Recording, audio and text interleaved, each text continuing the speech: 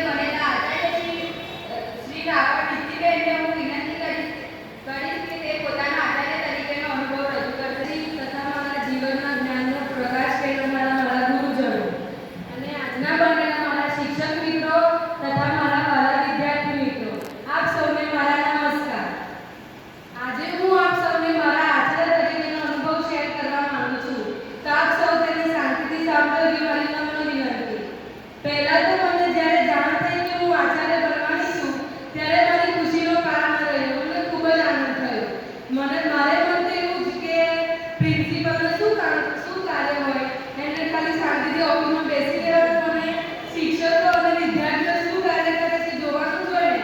પણ આજે માત્ર અડધા દિવસના અનુભવથી મને ખબર પડી ગઈ કે આચાર્યને કેટલું કામ હોય છે. એ ઓફિસમાં બેસવું પણ કેટલું અઘરું છે. વિદ્યાર્થીઓને પ્રોત્સાહન આપવું, તેમને ભણતર સિવાય અન્ય પ્રવૃત્તિઓમાં પ્રોત્સાહન આપવું, સાથે સાથે શિક્ષકોને પણ પ્રોત્સાહન આપવું, આ બધું જ કાર્ય એક વ્યક્તિ કેવી રીતે કરી શકે? પણ આચાર્ય તરીકે આ બધી જ કામગીરી આપણે સ્વીકારવી પડે છે. વિદ્યાર્થીઓને આખા સંકુલ ખૂબ સરળ છે, પણ આજે બની ત્યારે ખબર પડી કે નિભાવવી કેટલી અઘરી છે. એક આચાર્ય તરીકે આપણે વિદ્યાર્થીઓનું ધ્યાન રાખવાનું, શિક્ષકોનું ધ્યાન રાખવાનું, સાથે સાથે ઘરનું પણ ધ્યાન રાખવાનું.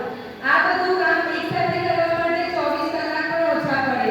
તો સલ્યુટ છે એવા આપણા આચાર્ય મેડમ છે જે બધું જ કાર્ય એકલા હાથે કરે છે. Thank you madam. फूल कभी दोबारा नहीं खिलते, जन्म कभी दोबारा नहीं कि फूल कभी दोबारा नहीं खिलते, जन्म कभी दोबारा नहीं मिलते. मिलने को तो 1000 लोग मिल जाते हैं, पर आपके जैसे शिक्षक दोबारा नहीं. હવે આપણી શાળાના ગુરુજનો કે જેની પાસેથી આપણે જ્ઞાન લઈ રહ્યા છીએ તેવા ગુરુજનોનું સન્માન કરીશું. તો સન્માન કરશે આજના શિક્ષક દિન નિમિત્તે બને ધોરણ 10 અને ધોરણ 12ના શિક્ષિકાઓને.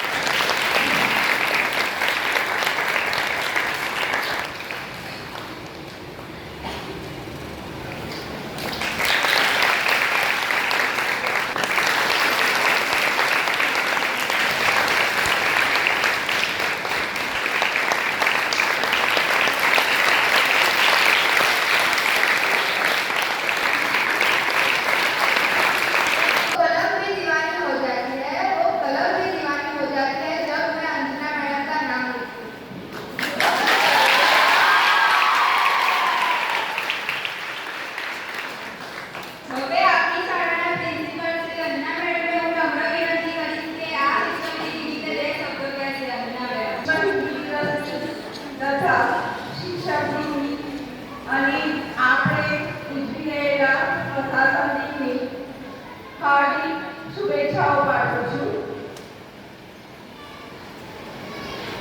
શિક્ષક શબ્દ આમ તમને ખૂબ જ હલકો, લઘુ, નાનો લાગે, પણ એનો અર્થ ગૂઢતર છે, અતિ ગહન છે. કે જેનો અર્થ શિક્ષક બન્યા પછી પામવા માટે, એને માપવા માટે અમે સૌ શિક્ષકો કટિબદ્ધ બનતા હોઈએ છીએ કે શિક્ષક તત્વ કેવી રીતે અમારામાં સાકાર સ્વરૂપ લે.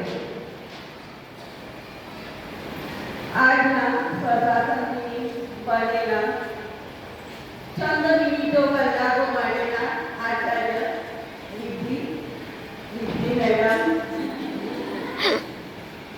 શીખાવેલી જગ્યાને શોભાવવા માટે આરતીબેનનું સ્થાન મને થોડું અજુગતું લાગતું હતું, પણ એમની ઈચ્છા હતી એટલે એને માન આપીને આપણે એને એ સ્થાન આપી દીધું. સરસ. બંને જ્યારે ઓફિસમાં બેઠા ત્યારે એવા ભારે કામ લાગે કે શું ટેન્શન જાણે આખી દુનિયાનું આવી પડ્યું છે એવું આજે મને ફીલ થયું. ગંભીરતા આવી ગઈ. ખાલી ખુરશીમાં બેસતાની સાથે જ્યાં ગંભીર તત્વ થઈ જતું હોય તો ખરેખર એમાં કેટલી બધી જવાબદારી હોય ત્યારે આપણે પોઝિશન પહોંચી શકાય છે. સાથે સાથે કોઈ પણ સંસ્થાકીય આપણે પ્રવૃત્તિ જોતરાતા હોય તો સૌથી વિશેષ આનંદ ઉજવણીમાં જોવા મળે અનગણાતા વરાળ તો એ હોય શિક્ષક દિનમાં. સાડી પહેરવાને તો અમે આપણી સ્ત્રી જાતિ તરીકે, નારી જાતિ તરીકે આપણને ગમે આમ સાડી પહેરીને લાગવટ કરવાની, અને આ ઉંમરે તો ખાસ પછી આવે શિક્ષક બનવાનું સ્વપ્ન ખાસ. સરસ. કેટલા બધા શિક્ષકો હવે સરકાર પણ ભરતી પાડવાની છે બહુ જ, અને નિયમ બદલાય છે, પરિવર્તન થાય છે, એ પ્રમાણે હું પણ